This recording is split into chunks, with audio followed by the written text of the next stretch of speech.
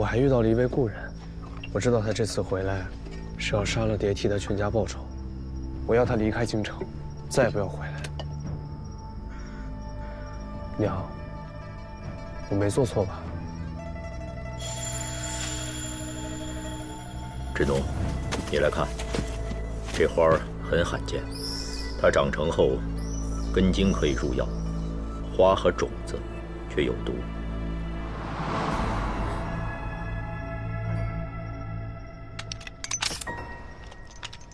谁？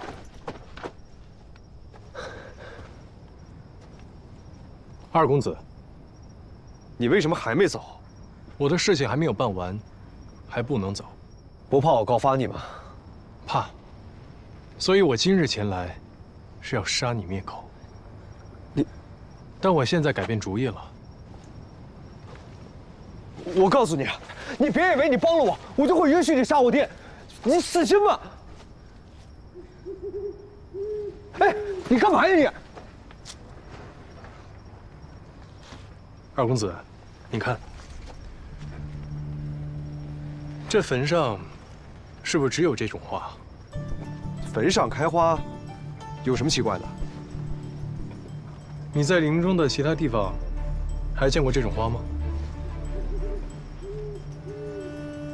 它叫独岭南星，整株有毒，为何偏偏这种毒物只长在你娘坟上，还如此茂盛？或许是从别的地方飘过来的种子吧。独岭南星是南诏州特有的毒草，是飘不到京城来的。你什么意思？要么是有人将它特意种在你娘的坟上，要么就是坟里的尸体本身就带着独岭南星的种子。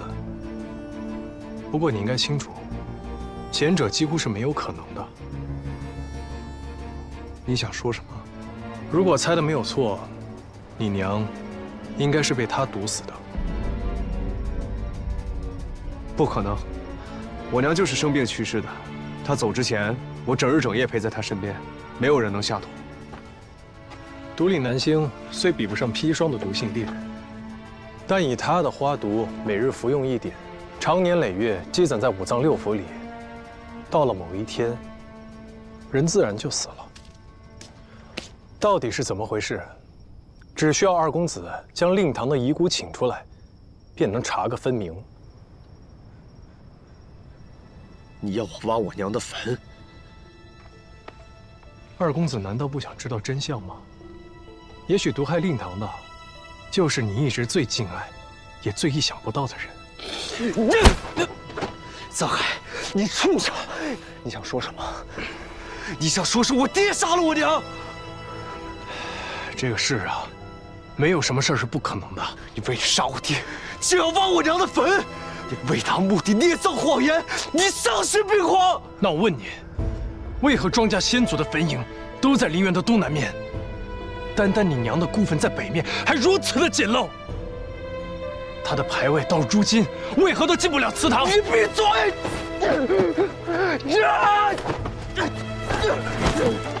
最重要的是，你娘去世这么久，为何你爹一次都没有祭拜过她？为何？啊！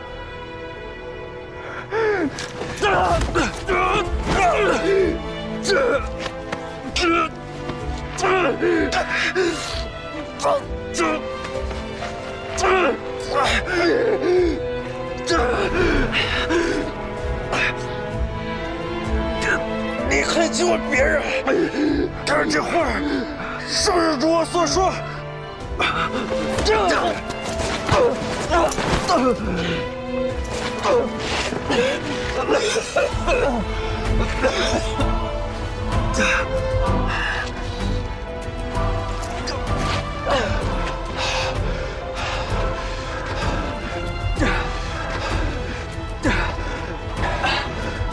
你若是不信他有剧毒，你有没有胆量将它吃了？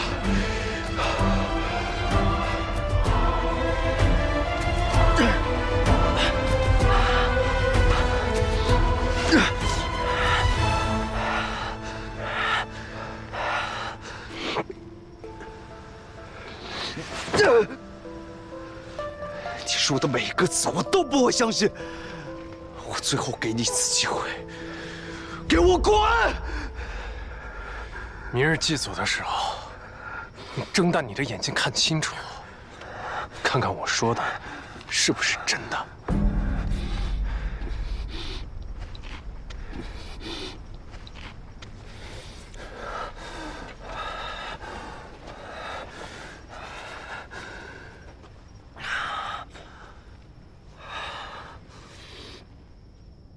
府中的吃穿用住都是他管着，而我娘，就是回到京城1年后才开始生病的。曾子曰：“慎哉，孝之大也。”杏儿写的真好。娘，你怎么了？一开始，府中请了许多大夫，治了许久都不见好，病反而越来越重了。我很着急，我也不玩了，我天天陪在他身边，哪儿都不去。可他再也没有好起来过。后来，我去找爹，爹也不肯见他。娘，我不要你死，我不要你走啊！无论娘在哪里，都会保佑你的。你一定要听爹爹的话。为什么爹爹还不来看你？爹爹是不是不要我们了？不是的，不是的，星儿，无论如何，他是这个世上最疼爱你的人。娘不求你像爹爹一样成为顶天立地的男儿，娘只希望你活得开开心心的。这是娘唯一的心愿。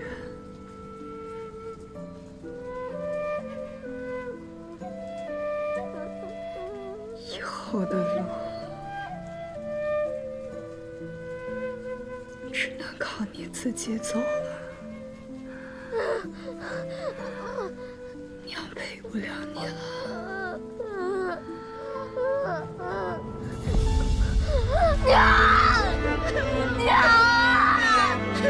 娘，我不要你走了，我求你了，我求你，我娘。我爹都再没来看过他一眼。我一直都想不明白，我娘为什么渐渐失去我爹的宠爱，我爹又为什么在一夜之间将我们母子俩弃如敝履？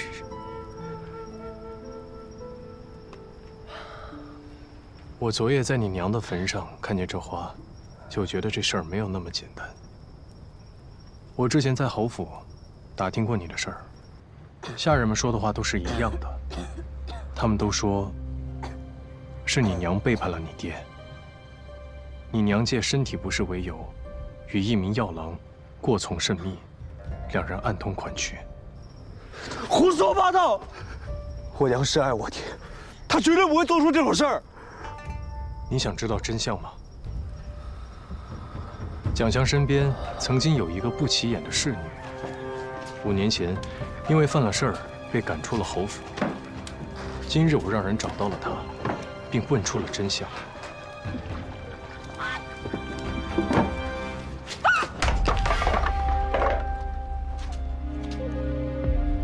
你娘与药郎的事儿，正是当年她在蒋相的授意下散布的谣言。别闹大了，我来办。欲加之罪，何患无辞？要毁掉一个女人，破坏她的贞洁，是千百年来最行之有效的办法。你若是还不相信，我可以把此人交给你，你自己去问。我爹，他知道吗？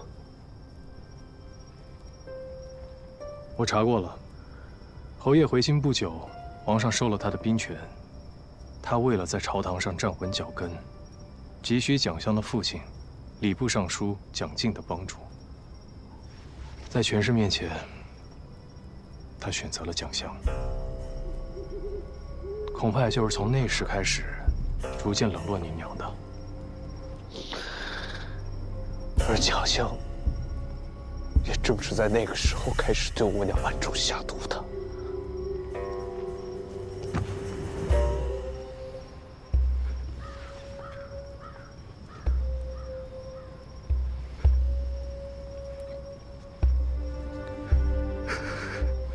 至于侯爷有没有参与下毒，自然是有办法查清楚的，就是看你是愿意继续查下去，还是愿意一辈子装聋作哑。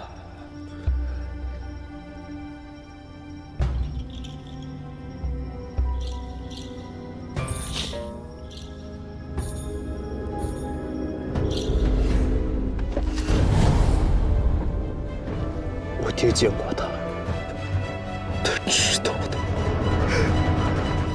他什么都知道。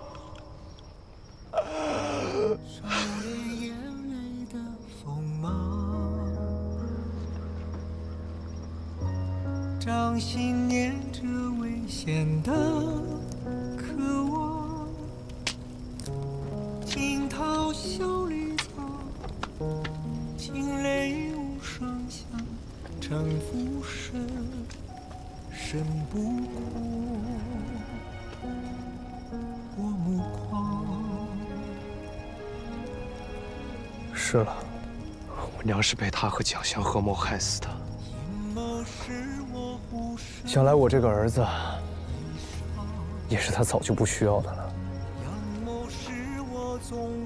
二公子这话就说的不对了。侯爷的宠爱，并不是一成不变的。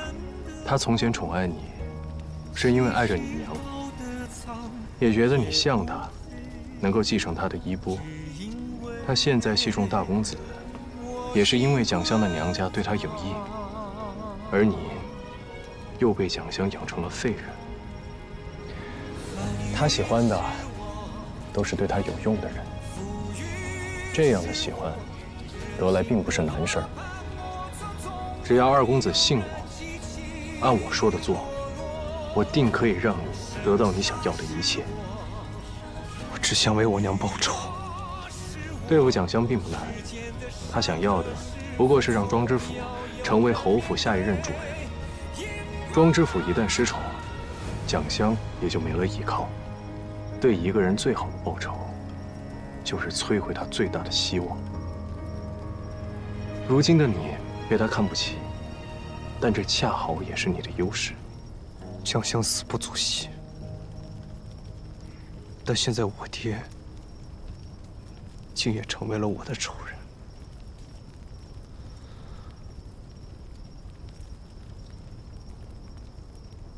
沧海，我爹是你的仇人，你要杀了他，为你全家报仇。可你为何要帮我？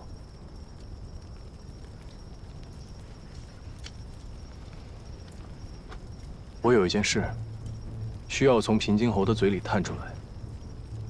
这件事对我来说很重要，但是你不能问，你需要有人帮你从他口中问出来。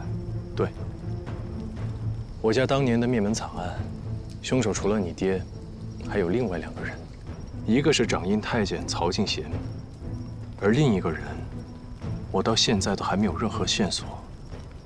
我需要找到这个人。在此之前，我不会打草惊蛇。你要我从我爹口中打听出这个人的身份，这是你帮我的条件。是。打听出来之后呢？你会做什么？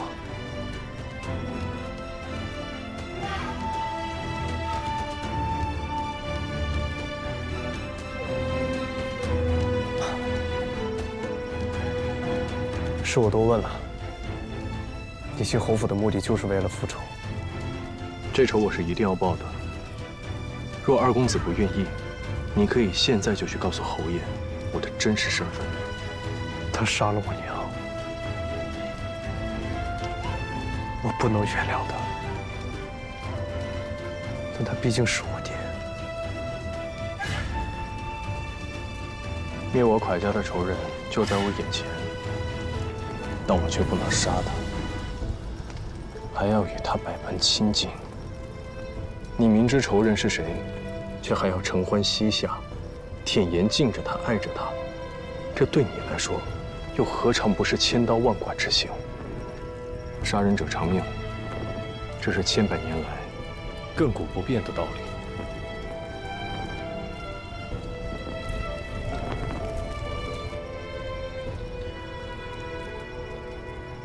我可以帮你打听消息，但我也不知道自己能否帮你复仇。如果到时候我反悔了，你不要怪我。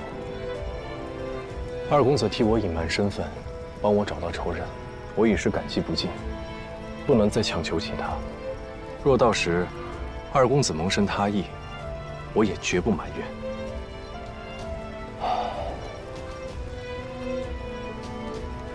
只请岳吕先生之谋，请先生帮我报仇。从今日起，我一切都听先生的。从今以后，你我生死一体，荣辱与共。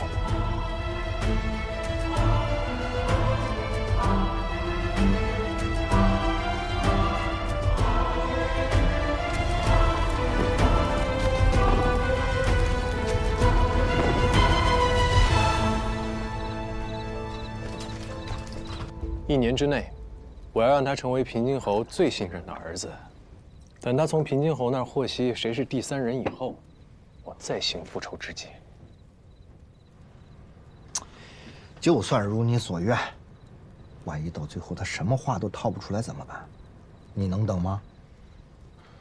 恩公的话点醒了我，我蛰伏10年，不是为了一朝一夕的成败。从今以后，我会更加周密。小海，我跟你说说曹敬贤的事儿吧。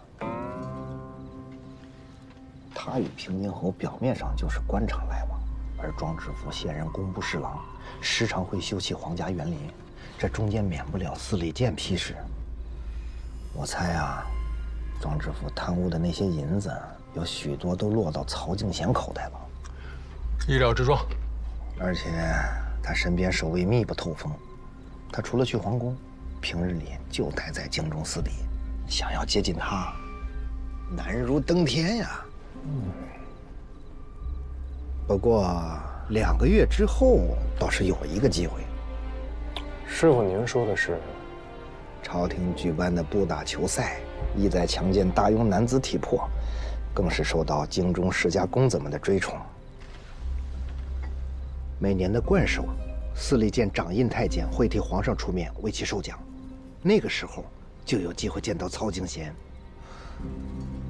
这个机会来的正是时候。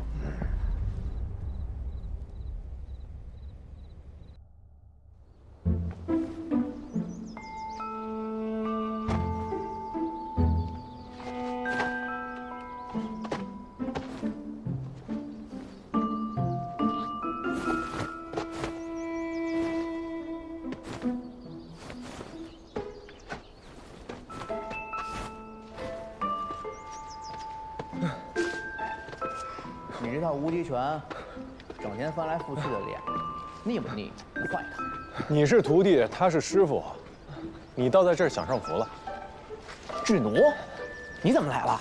怎么跟你说的？从今以后都要叫我曾海。哎，这不是庄二公子吗？你认识我呀，先生？你让我从府里出来，带我来这儿干什么？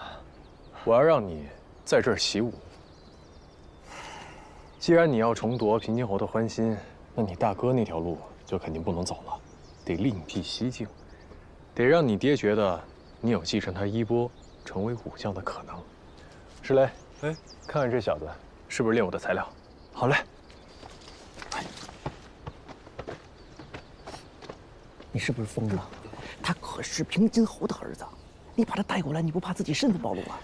他知道我身份了，那自然也是知道你的身份了。那你还留他性命干嘛呀？哦，你就放心吧，他已与我结盟，这段日子他都会在这儿练武。你一定得让史雷好好教他。徒儿，他比你有筋骨，是个练武的好料子。闭嘴！就他整天游手好闲、好逸恶劳的，能行吗？那就得看你们俩的本事了。我就把他托付给你们俩了，2个月内，需练出个模样来。先生，咱能不能换个地儿啊？你看这儿破破烂烂的，一个好的桌子都没有。再说，我在哪儿休息啊？所以，我不说了。先生，就在这儿吧。从今以后，你就好好跟着这2位师傅习武。别忘了，你答应过我的，以后都听我的话。这是你改头换面的第一步。当然，我也不能闲着，得在京城替你壮大声势。哎，知不知道，这平津侯家的2少爷又在枕楼债台高筑了？这虽有多少？光这个月900两了。还真是个败家子儿啊！我听说，这吃喝嫖赌样样精通，这个家早晚让他败光，是吧？来，嫖好吗？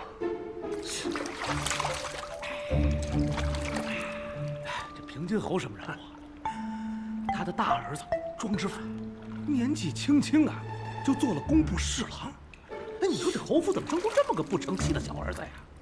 给那个侯府的脸呐，都丢尽了。丢尽！来吧，我看你们真是吃了雄心豹子胆了，敢在这个地方胡言乱语。我说你谁呀？跟你有什么关系啊？我倒觉得2公子挺好的呀，他反倒像年轻时候的平津侯，不见得比不上大公子。庄大公子文能治国，前途无量，那庄之行拿什么跟他比？是。告诉你们，庄之行身上有的可是平津侯的血脉，是先将军庄牧的孙子，庄家世代将才。庄2公子现在啊，只是不显露山水罢了。假以时日，一定可以名扬天下。就他，兄弟，你太会说笑了你。来，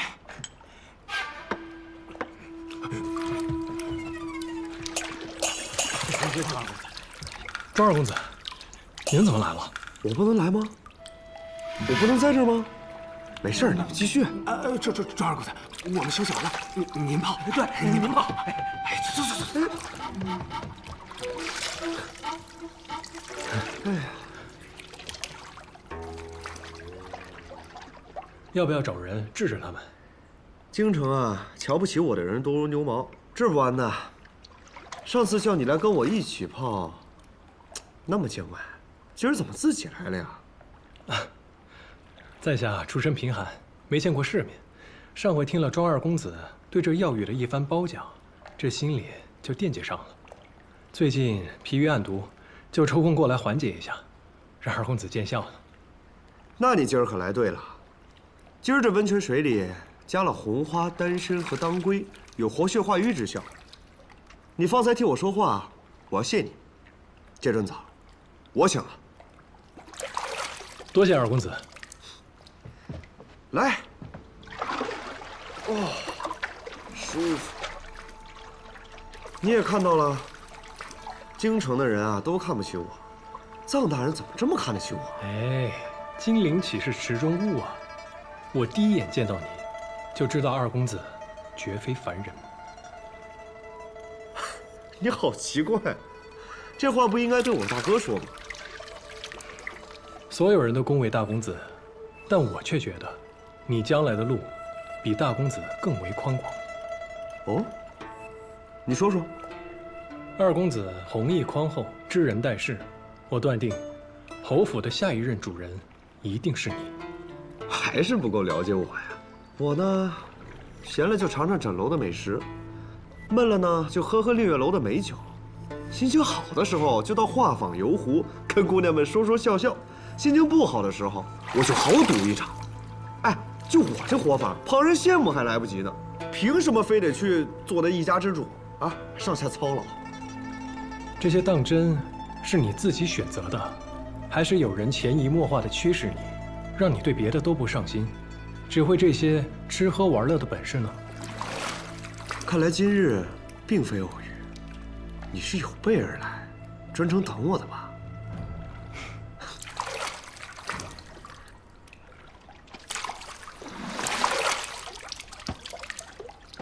是，偶遇虽假，但这些可都是真的。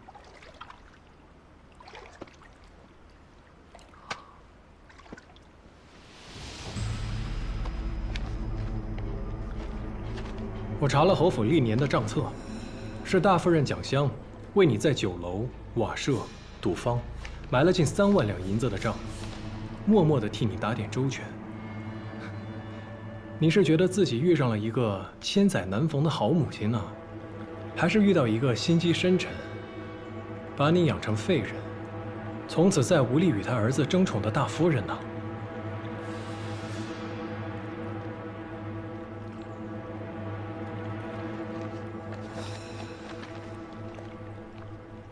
看到上面的字了吗？家下曲，家下指的是侯府内院，家下曲就是说二公子拿走了，但家字下面是个使字，意思就是说所有的钱财都被猪给取走了。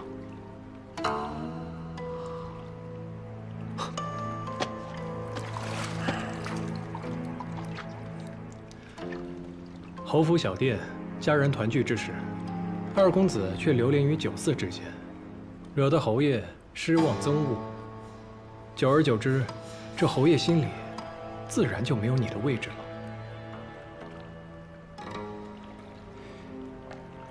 是你自己不想去，还是有人根本就不想让你去呢？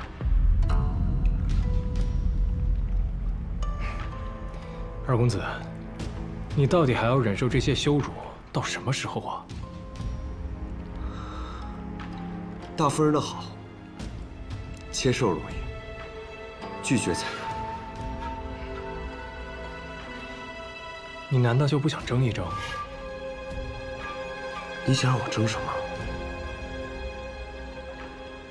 和大公子一争高下。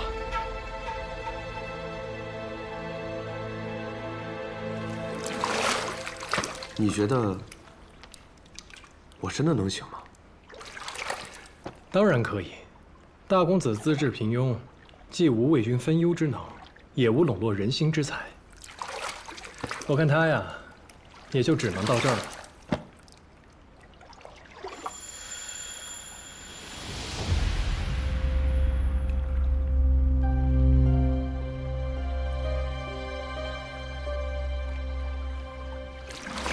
要是让他这样的人成为下一任平津侯，那侯府以后就只能每况愈下，日渐式微了。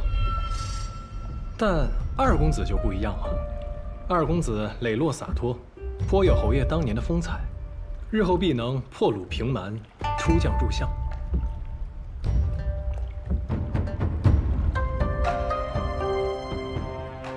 二公子，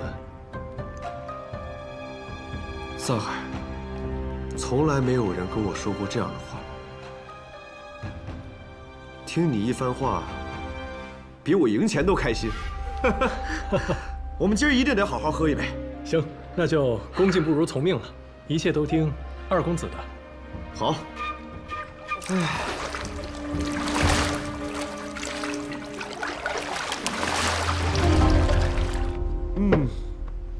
哎，来，这是我一直存在枕楼的屠苏酒，拿出来给你尝尝。来，多谢二公子。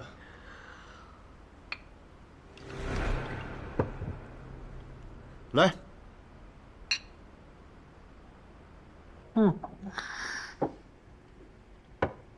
哎，萨海，你倒是替我操心了不少，但是我觉得，你不只是要替我谋划，还要帮助你自己吧。大公子能走到今天这个位置，离不开蒋襄在背后替他谋划。我就算拜入他的门下，也顶多是一个不痛不痒的小幕僚而已，他不会对我另眼相待的。但是二公子就不一样了，二公子如今两手空空，何不奋力一搏呀？你倒是看得分明啊！我大哥如今已经在朝堂做官，本就是我爹的指望，你就是帮，也帮不上什么。于是你将榜压在我身上，赢就是以小博大，一个人独赢。你很懂得赌嘛？哎呀，哪儿比得上二公子啊！藏海啊，今日一叙，我才发现原来侯府里还有人替我操心，替我着想。来，我敬你。哎，你这，在下不胜酒力。你这是瞧不起我的酒吗？不，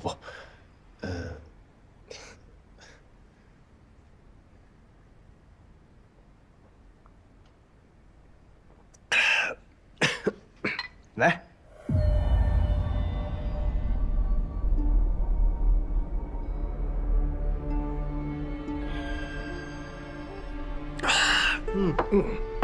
果然是好酒啊！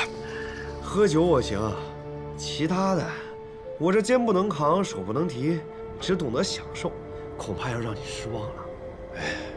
二公子言重了。不信？我跟你说个事儿。小的时候啊，我曾经被一个恶童抓住，关在地道里，才1个晚上我就差点死了，所以说我是真一点苦都不能吃。二公子这叫福泽深厚，大难不死必有后福。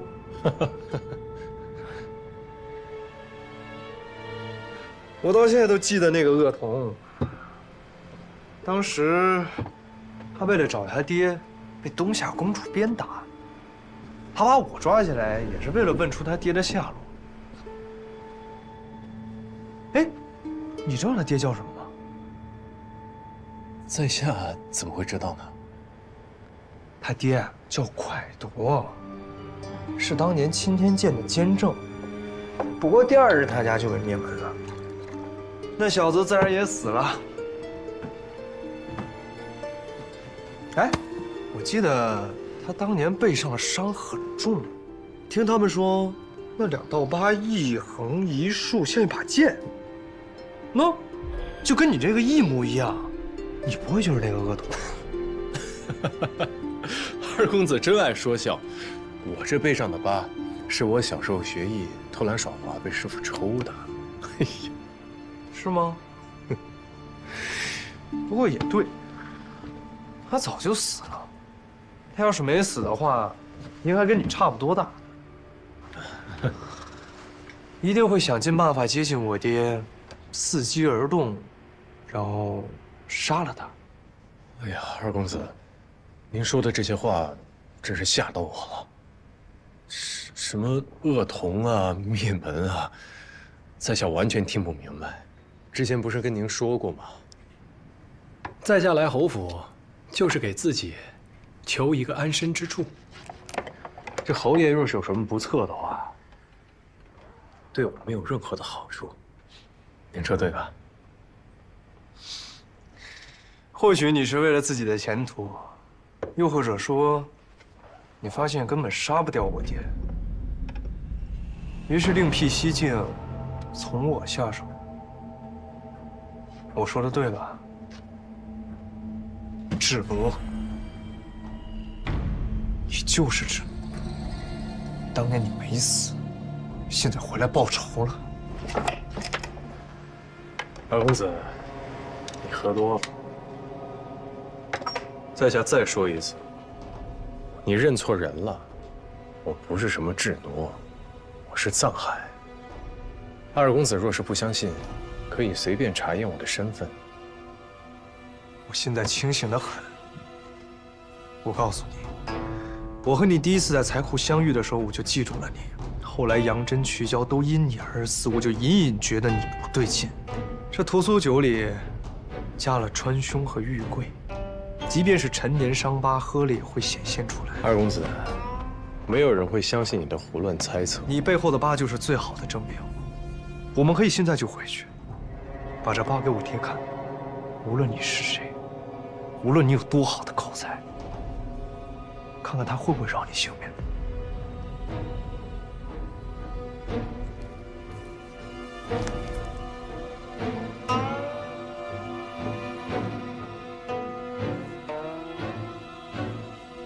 既然你都已经看出来了，为何直接来告诉我？因为我爹的手已经沾满了你家的鲜血，我不想他再杀了你。10年前的那天夜里，我因为在你家受了气，睡不着，就想去找我爹，让他给我出气。爹。后来我困了，就在他房外的廊下等他。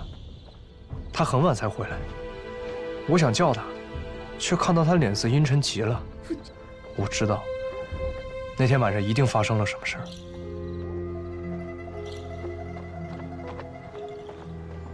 二公子，这大清早的你要去哪儿啊？去蒯家。去蒯家？二公子，去哪个蒯家？还有哪个蒯家？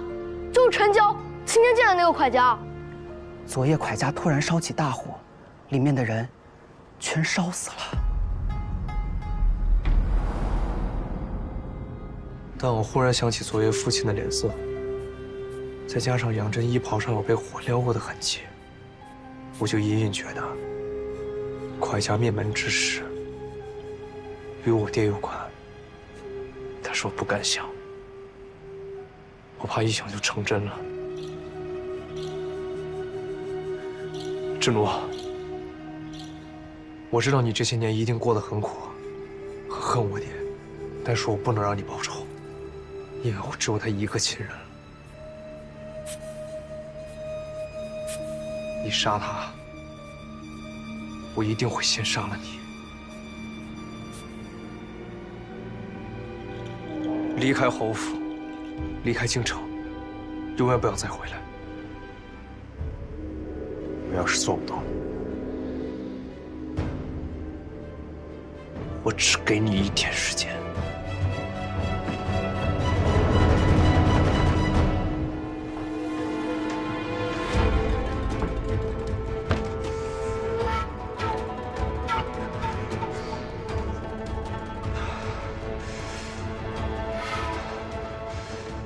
知道的，他比我想象的还要聪明。我与他第一次在财库相遇，他便记住了我。后来我接连除掉了杨真跟曲娇，他便对我起了猜疑。我背上的疤，他虽然没有见过，但他当日听师兄们的描述便记了下来。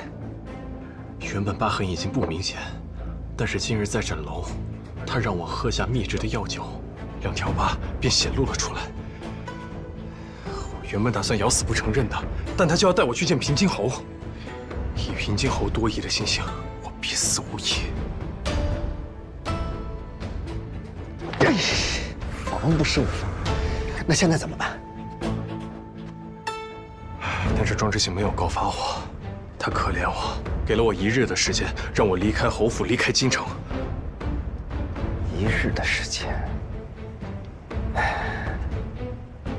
明日你要跟平津侯去陵园祭祖，庄之行一定也去。等到了陵园，庄之行肯定有落单的时候，让官风室内在陵园下手，杀了他。他不是个坏人，罪不至死。心软了？我没有。你不想杀无辜之人？平津侯可曾放过你家一个？庄之行就好像随时可以点着的火药，你报仇的事不仅完不成，自己可能都搭上了。我知道。我会妥善处理好这件事。如果真的要杀他，我会亲自动手。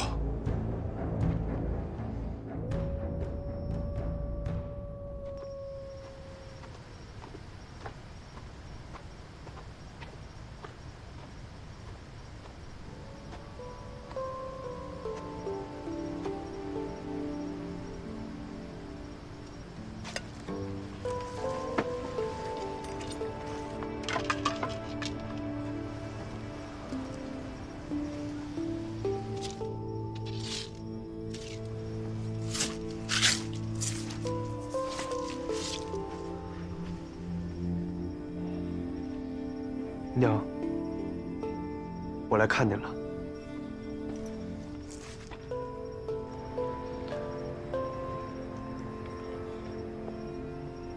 也不知道下人们怎么当的差，草也不拔干净，土也不添，回去就骂他们去。您在下边还好吗？我很好，您就不用操心我了。父亲明日会去陵园，我会请他也来看您。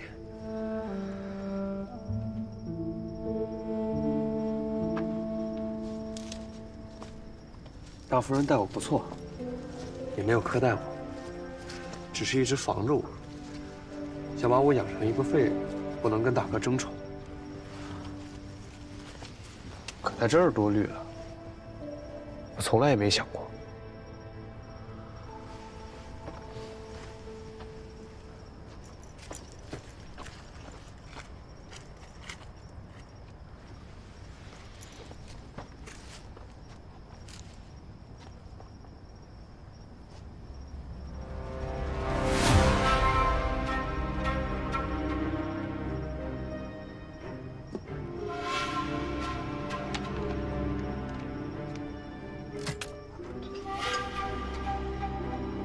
我还遇到了一位故人，我知道他这次回来是要杀了蝶替他全家报仇。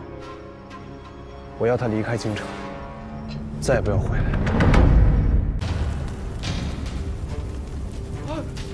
遭水了！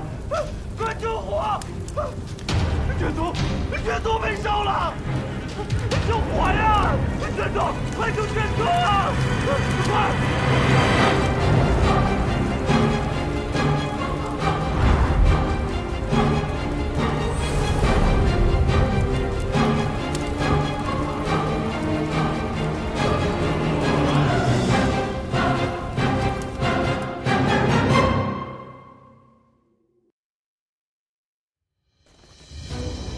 左威卫大将军武安康，多年镇守边陲，数次遇戎狄来犯，为我国土劳苦功高。圣喜2年，硕丹犯境，武将军又率军以1破百，大败硕丹于漠北，获金元之战大捷。今贺武将军回朝，赐青龙黄金简。金明光铠，再赐康平王府银1000两，绢500匹，所率诸军每人绢5匹，钱10千。钦此。臣叩谢圣恩。武将军，今日议政若有良策，但说无妨。是。诸卿有事奏否？臣有本奏。说。龙门赛以贱民互相残杀为乐，为了那一纸贱籍文书，兄弟相残，骨肉分离，无数人因此丧命。臣恳请陛下下旨查封龙门场，革此弊制。真是危言耸听！龙门场让不少贱民得以脱离贱籍，逾越龙门，这明明就是福泽恩重的大善事，却遭你如此诽谤。臣记得袁绍卿正是因为龙门赛才成了良民。怎么，你自己吃了蟠桃就要把树砍了，不让别人吃了？龙门赛乃文帝首肯，袁绍卿却污此良策，岂非在说文帝不仁？袁绍卿此言，其心可诛。此言不妥。龙门赛本意的确是给贱民翻身的机会，但仅让贱民以相扑之术比试，不得伤筋动骨。后来某些人暗将龙门场变成草菅人命的赌博之地。袁绍卿所奏是实情，你们却屡屡攀扯文帝，此心难道不可诛吗？李氏哪有毫发无损的道理？别有用心之人一番夸大其词，便欲毁此良策，岂不可笑？梅阁老，你怎么看？这一朝有一朝的天子，也有一朝之治。此制既未入典律，改与不改的，全凭陛下做主。卢青和张青以往议事总是分歧甚大，今日倒难得一致。鱼跃龙门，朕觉得你们说的很好，还有谁认同的？臣附议。来人，抬上来。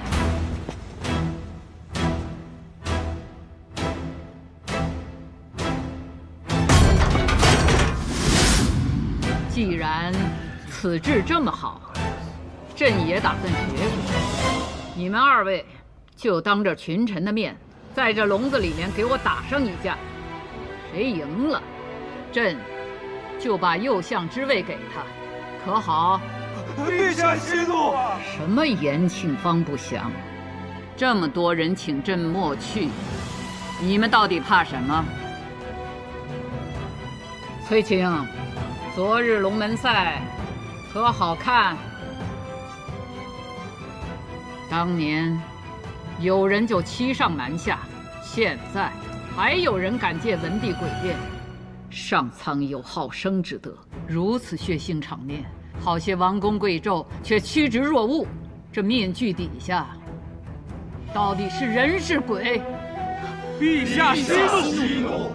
朕即位以来，勒令轻徭薄赋，还礼于民，可还是有些地方有流民逃户。戎狄虎视眈眈，朕调征军饷，却查出国库亏空，桩桩件件哪件不是国事？有些人仗着自己祖上阴德，尸位素餐，不想着如何安民立国，却为维护龙门场这种以人命为乐之所而锱铢必较。崔毅，臣在。你身为刑部侍郎，季青还未进京就查出你让门客占人田地，干徇私枉法之事，你可对得起你这身上的官服？臣跪对神，万死难赎。望陛下不要因臣的罪过伤了龙体。陛下，陛下！传圣谕，自今日起，严禁任何人以逼迫、利诱等手段让贱民相搏，若有违者，杖80，流3000里。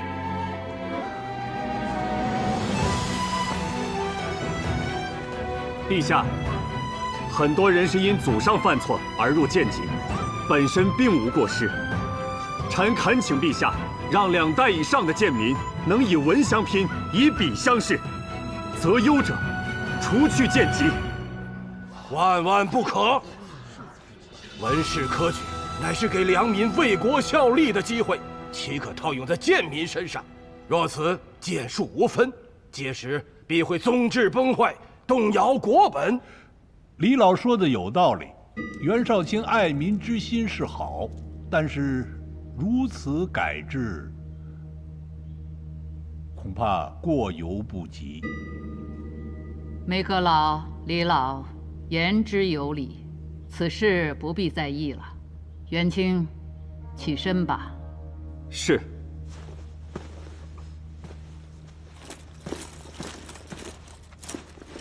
陛下，臣对那龙门场倒有个主意，不知是否可行。你且说来。一把剑是用来害人，亦或救人，皆因持剑者而不同。以贱民之命取乐，乃是罪孽，但龙门场本身却无罪，又是文帝御批所建，如此查封弃用，甚为可惜。臣提议，让有武艺者到龙门场比武，以此卓拔人才。真是常年带兵的良将，你这提议与朕想设立武举的想法不谋而合。既如此，就先用龙门场打个前锋吧。传旨，改龙门场为武士场，设监官2人，凡优者列入武官查考名册，择优而取。陛下圣明。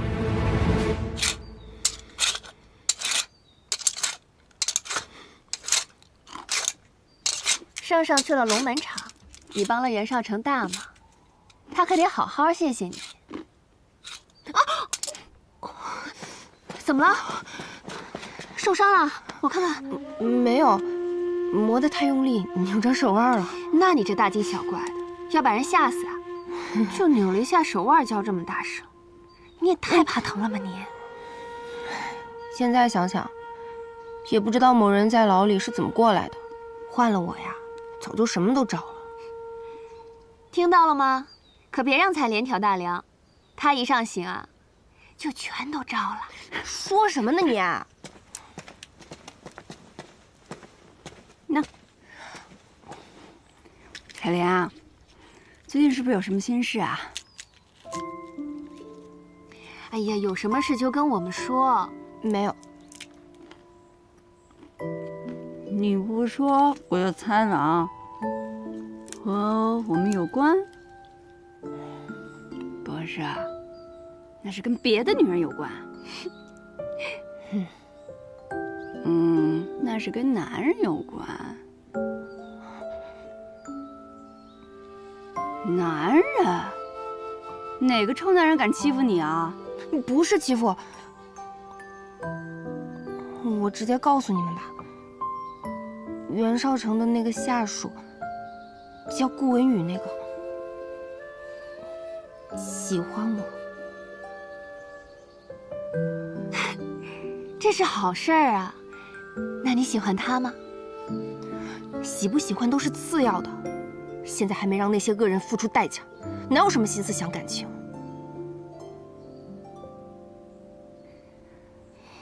顾文宇一直跟着袁绍成，看得出来做事认真周到，是个踏实的人。这仇要报呢，但生活也得继续。我们这辈子不能只为复仇而活。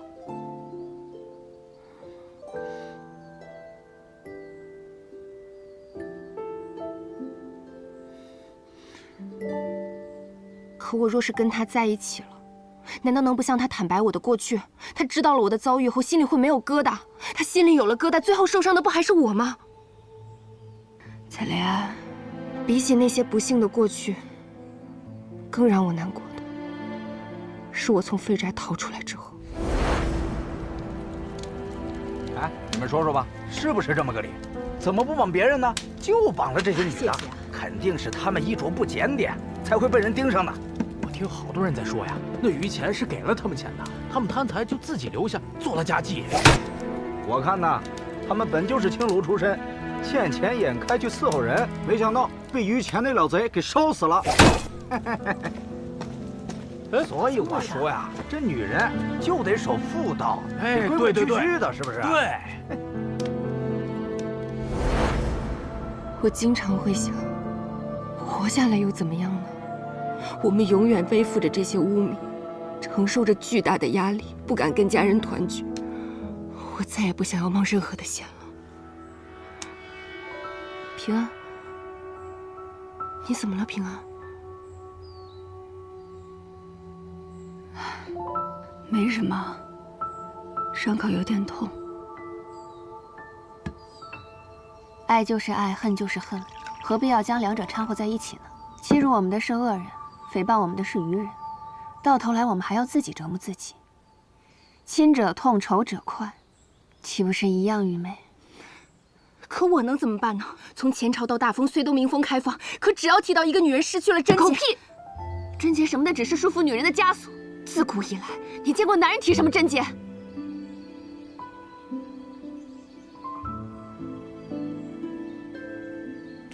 你可有给顾文宇答复？去见他一面吧。要说些什么，是接受还是拒绝，选择都在你。但至少，你不能逃避，要敢于直面自己的内心。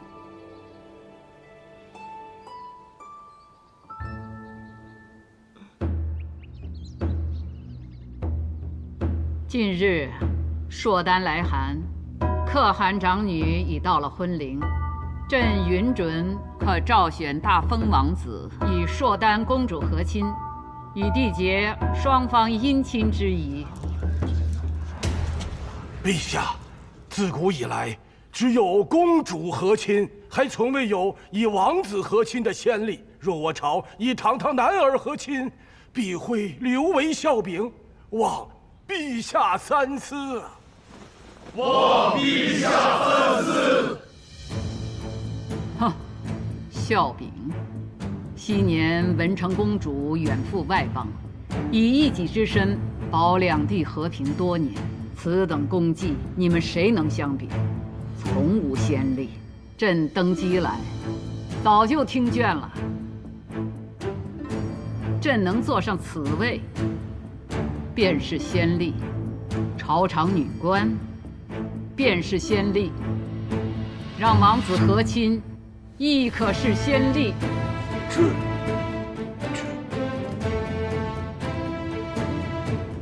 安康，你怎么看？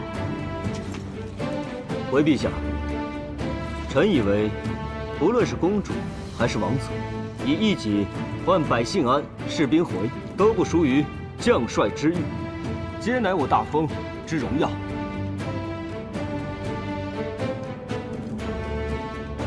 是臣浅陋，武将军所言甚是。和亲王子当属我大封表率。再有几日，硕丹使臣就要进圣都了。硕丹既有示好之意，要西河自负，也要扬我大封之威。陛下英明。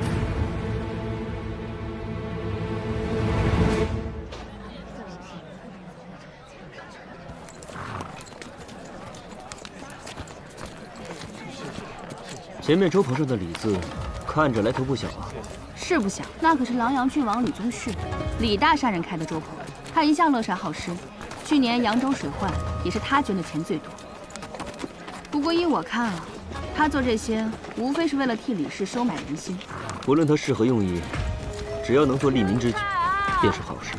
今日朝堂之上，那个袁绍成，我记得他曾经只是个小官，怎么忽然就官至少卿了？凭他的出身，能做到今日这个位置上，自然少不了趋炎附势、攀附权贵啊。像他这样的，在圣都可不少。如此看来，这最黑暗的地方，并非是战场，反而是这繁华之地啊。兄长好不容易能回京享享福，怎么心情如此沉重？我此番回来，不是为了享福，而是来讨债的。哦，讨谁的债？5年前的汴州仓司使，现如今的户部度支司主事徐清。他呀，那我就知道你要讨的是什么债了。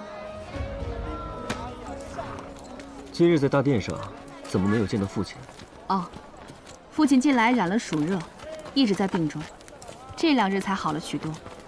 知道你今日入京，他一早就命人洒扫府中上下，就等着你回去呢。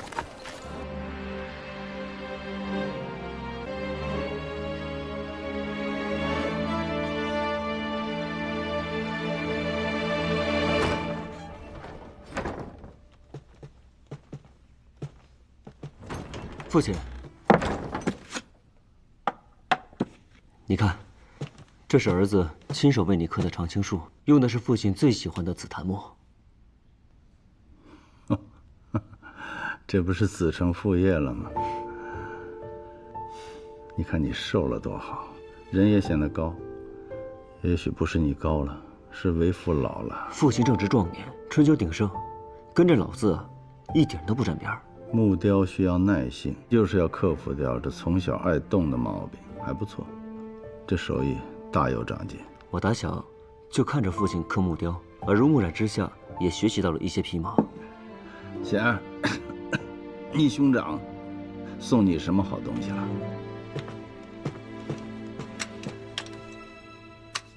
此乃张押九所铸万川剑，以后便是女儿的佩剑了。不愧是兄长，投其所好。硕丹求亲一事，圣上秘而不宣，非要等你进京之后才公之于众。你们可知是何用意啊？圣上欲与武士结亲，是为了彰显皇权正统，此其一也。其二，制衡之道，犹如木桶取水，李氏与武士的木板不能一头长一头短，长短一致，这桶中的水方能平稳。此番圣上之举，是想要收回我的兵权，既然你悟到了，那就交换兵权，回圣都好好谋份差事。父亲，儿子带兵习惯了，不适合圣都，也干不好这儿的差事啊。你知道为父为何好木吗？树死木生，人生60亿轮回，周而复始，犹如木之年轮。缘乃天道，亦是人道。你呀，圆融这儿子还是没有参透。这阵子你就在圣都好好转转，也许能改变看法。贤儿，为父备了冰糖糕，你今日上山，给你母亲送去。女儿还有事，冰糖糕我差下人去送。父亲大病初愈，我跟兄长就不多打扰了。行。哎，一个是圣上跟前的红人，一个是威风八面的将军，这翅膀一硬啊，都不听话了。走吧。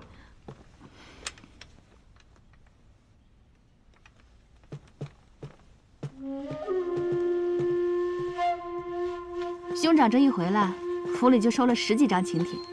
不过我猜兄长一家也不会去，不如夜里我为兄长接风，顺便为你引荐一位有趣之人。能被你称作有趣之人的可不多见，不知这个人何去之有啊？他呀，被人称作巫医，前段时间出了一桩悬案。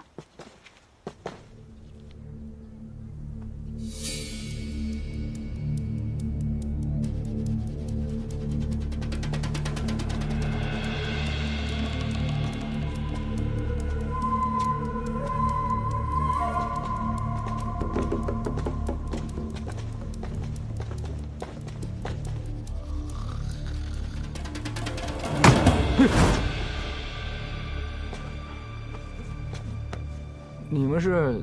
这位是大理寺少卿，要看卷宗。你们要看哪年的卷宗？昭丰2年，御史案。不好意思，我这卷宗的确太多了，没个1、2月的找不出来。卷宗都是按年月存放，怎么会找那么久？你这8成是心里有鬼吧？文宇，带走。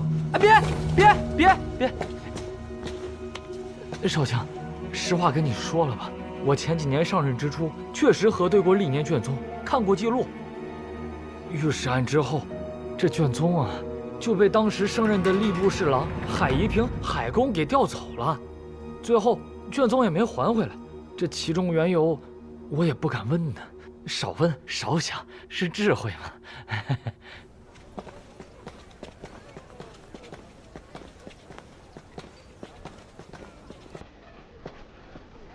你怎么来了？怎么样，拿到了吗？那书里看库没几年，卷宗没找到，也没有查到任何钓鱼的记录。此人谨慎狡猾，会对卷宗下手，并不让人意外，反而更让我确认，卷宗记录的内容必有蹊跷。对了，龙门场的事情，谢谢了。撤了。少卿，你为什么不告诉他是海尚书拿走的卷宗？是不想让他对付海公，和你站在对立面吗？不是因为这个，是时候还不到。我要利用梅党抗衡李世远，扰乱严家之事尚未查明，不能让他乱了我的布局。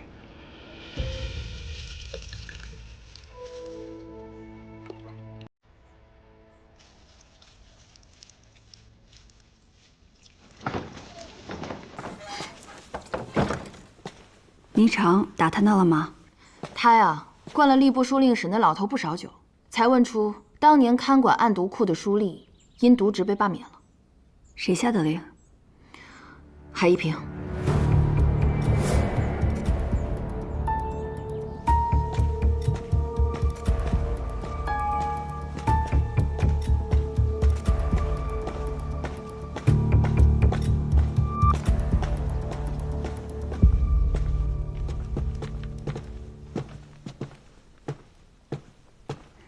海公，哦，叶信使来了。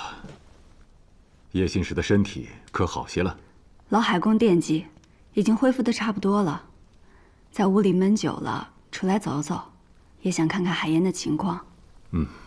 没想到你刚任使职，就有人在背后陷害你。此人是何目的？难道是记恨你对付度量？想来是跟度量有交情的人所为。好在这样一来，此人若再对我下手，也必然会引起圣上的注意。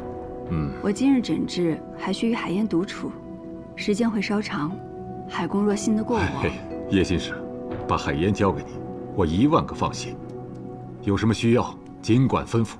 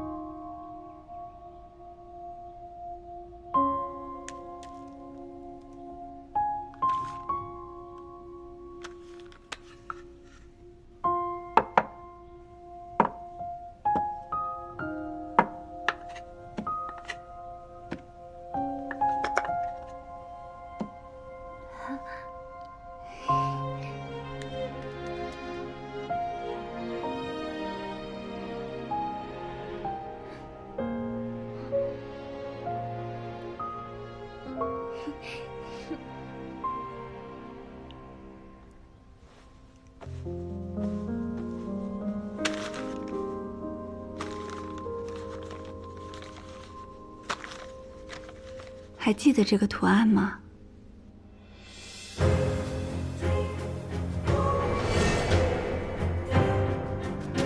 上次你画在那名女子的手臂上，她是你阿兄带回来的吗？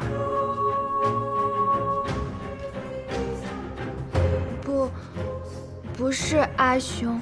那，你认识那名女子吗？知道她叫什么吗？不认识，只认识阿兄、娘，还有安。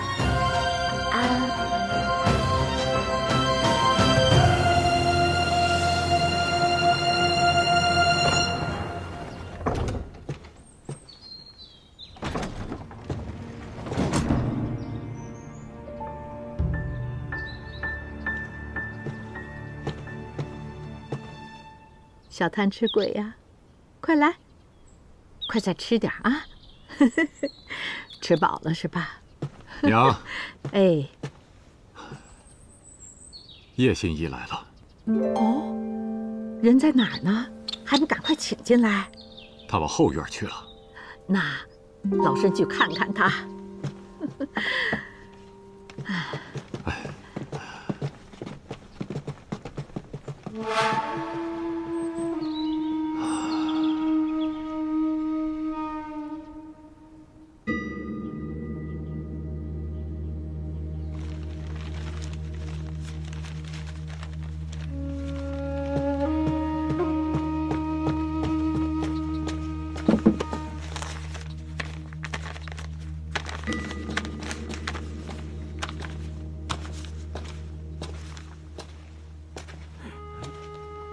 你是郎主的客人吧？老伯，这里是藏书阁吗？是啊，趁着天气好，拿出来晒晒，防虫蛀嘛。这藏书阁看起来比前院的房屋要新啊。你当真眼尖呐！这里原本不是藏书阁，而是一间客房，可多年前却被一场大火给烧没了，这是重新修建的。大火？这里怎么会起火啊？不好说呀。没什么不好说的。老夫人，这么多年过去了，我儿还珍藏着于前赠给他的这些书册，别人都避讳谈及旧事，但老身没什么可避讳的。客房着火是与10几年前的御史案有关。这个案子，平安也曾听闻过，只是没想到海公竟然与于前相识。当年我儿于乾、孙熙正是同窗好友，亦同科及第。没想到10几年前，于乾因御史案被满门抄斩，我儿不信于乾会做出伤天害理之事。自他离世后，就郁郁寡欢。后来有个人找上门来，自称是罹难女子的家眷。这个人叫什么？记不清了。他声称此案有冤情，找我儿帮忙，要看御史案卷宗。我儿以为有机会能为死去的好友洗脱冤屈，急忙调了御史案卷宗出来，就在这间客房给他看。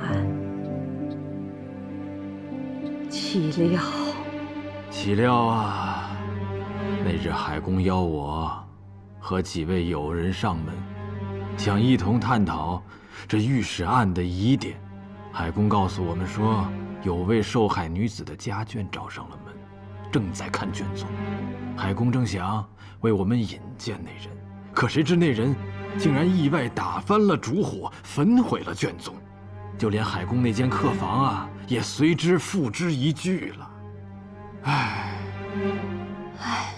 想不到御史案的卷宗早已化成灰烬了。海公差点因此无法交差呀，无奈我们只好一起找到了海公的恩师，就是如今的梅相说情，才帮他在案牍库那边解决了此事。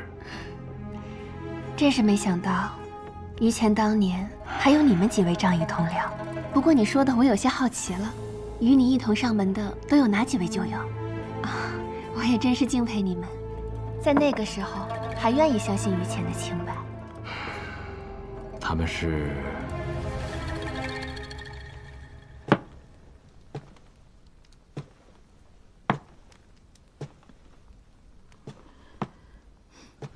哦，娘，您怎么来了？叶心怡走了？来，坐会儿吧，娘。娘，您这是怎么了？方才在后院，我看到当年于乾送你的书册，睹物思人，每每想起他，为娘这心里就堵得慌。当年你将升迁侍郎，于乾蒙冤狱中，写信托人带给你。当时你不在府中，我就先收下了那封信。我就知道他是被冤枉的，于乾已将他全家的性命和清白都寄托于你了，你务必想办法救他呀！娘，您放心吧，于乾与儿是挚友，我一定想尽办法相救。可怜呐，他是那么的刚正不阿，是个清正廉洁的好官呐，终究还是含恨而终。娘，往事已过，您也莫要再因此伤怀了，身体重要。儿送您回去歇着吧。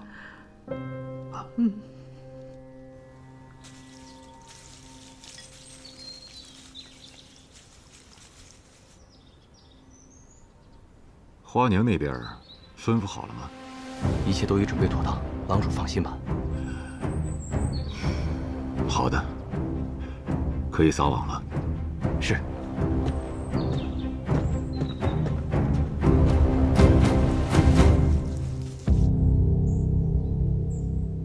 除了孙熙正以外，其他目睹卷宗被烧的人，他们所说也都一致。海夷平确实是于乾多年的挚友，甚至在御史案之后，还为于乾说过好话。我看，那个纵火的人根本不是什么受害者家眷，找了这么多年，最后连卷宗的线索也要断了。感谢，我知道，你一直想为愚公洗清冤屈，我们已经努力这么久了，现在更要沉得住气。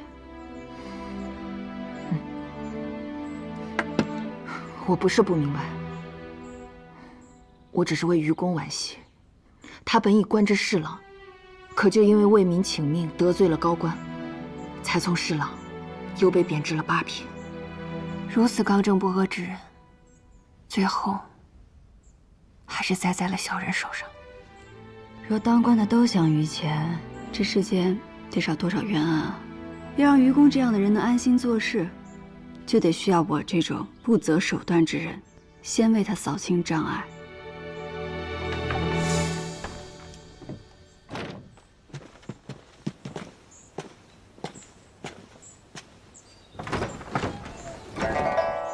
武舍人，看样子伤好的差不多了，别老闷在屋子里。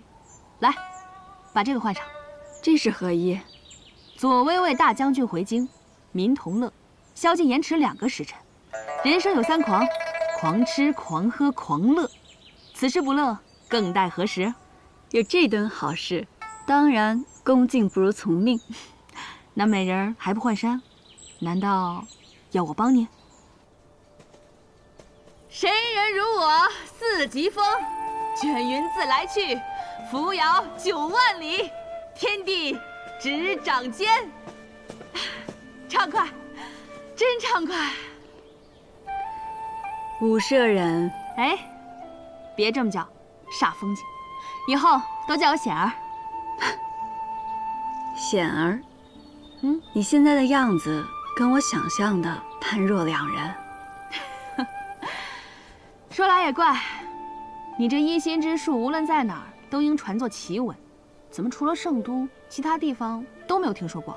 我常去一些闭塞之地游医，没有听说过也不奇怪。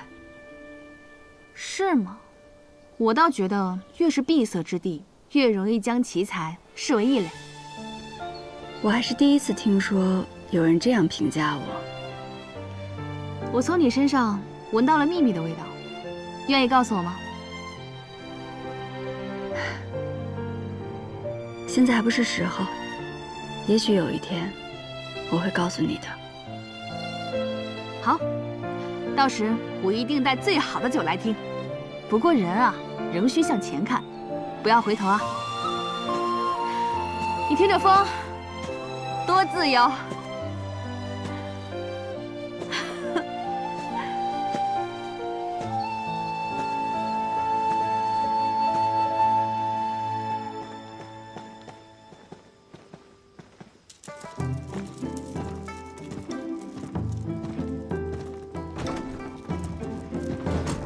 怎么样，这万国香，今日我全包了。不愧是武舍人，出手就是阔气。这是还有客人？他一会儿就到。花娘，来了来了，快点啊！哎呀，让武舍人久等了。这啊，是我们万国香最善琵琶的歌姬，名唤霓裳。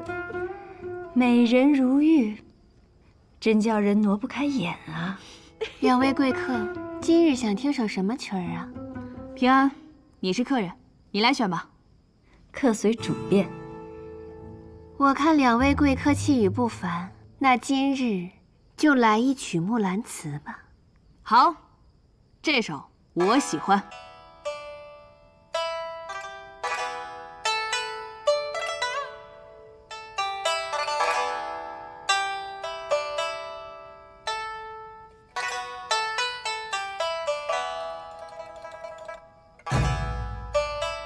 昨夜见军帖，可汗大点兵。军书12卷，卷卷有爷名。阿爷无大儿，木兰无长兄。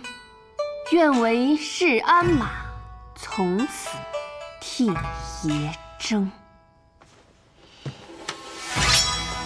东市买骏马，西市买鞍鞯，南市买辔头，北市买长鞭。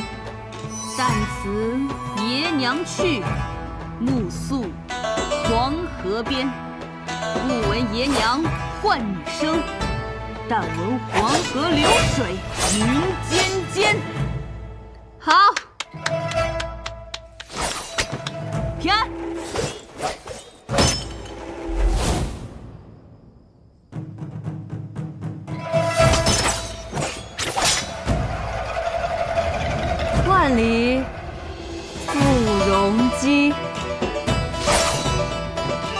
山，杜若飞。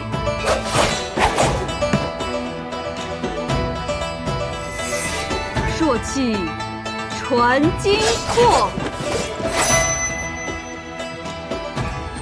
寒光照铁衣。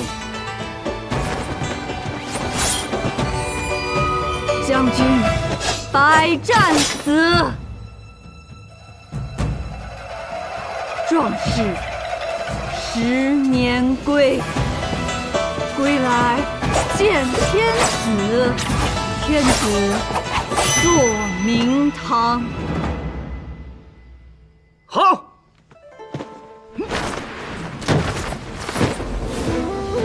好。好一个巾帼不让须眉。叶姑娘舞剑看似恣意随性，但横剑刺出时却锋芒毕现。你知道我？老李2进2出的一心之才，我戍边归来，显而就与我讲了不少你的故事。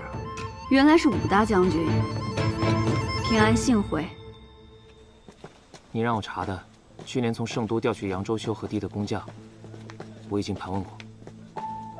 河堤坍塌背后的确有蹊跷，跟那个大善人李宗旭有关。河堤坍塌导致盐田被淹，盐价节节攀升，最终获利的只有他李宗旭。少卿，你这阵子就没歇过，盐价日涨之时还得慢慢查。今夜武将军回京，宵禁盐食，不如好好放松一下。我看某人是急着去夜会佳人吧。对了，武将军回朝，谁给他接风洗尘啊？好些贵人都递了名帖给他，可将军都没去。但我听说有人看见他进了万国乡。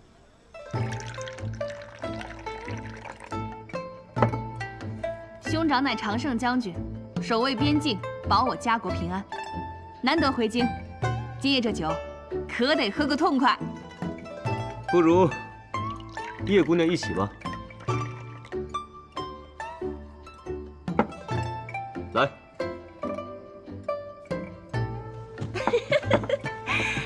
3位贵客啊，我万国乡近日新来了一名舞姬，舞姿卓绝，连武舍人也未曾见过。今日既然为大将军接风，不如把他唤来一舞可好？没见过的，那倒是新鲜。我现在就去把他唤来。为武将军接风洗尘，这热闹怎少得了我呀？袁绍卿这5年在圣都养尊处优，这面色看上去可比当年在军营好上不少。没想到兄长与袁绍卿竟是旧相识。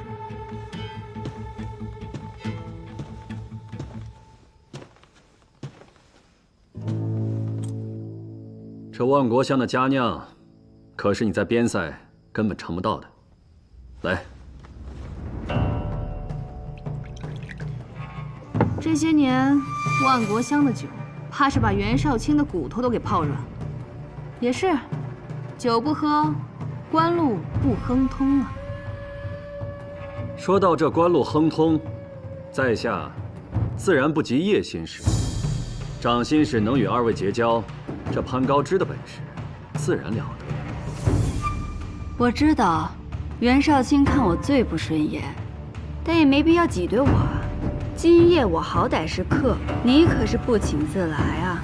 各位贵客久等了，快点！来，给诸位贵客介绍一下自己。妾身名唤离歌，善胡舞、长袖舞、绿腰舞、这支舞，不知诸位贵客想看什么？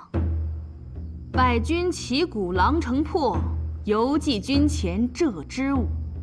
就来这支舞吧。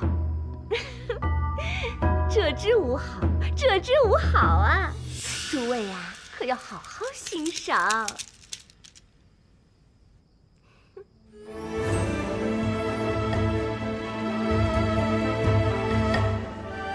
武将军难得回朝，少城为你接风洗尘。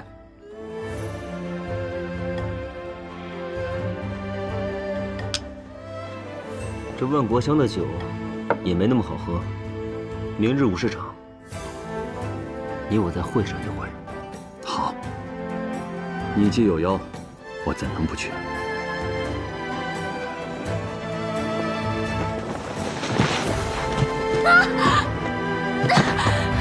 哎呦，这怎么回事啊？我看看，我看看。哎，不中用的东西，万国香的脸都被你丢尽了，还不赶紧起来！起来呀！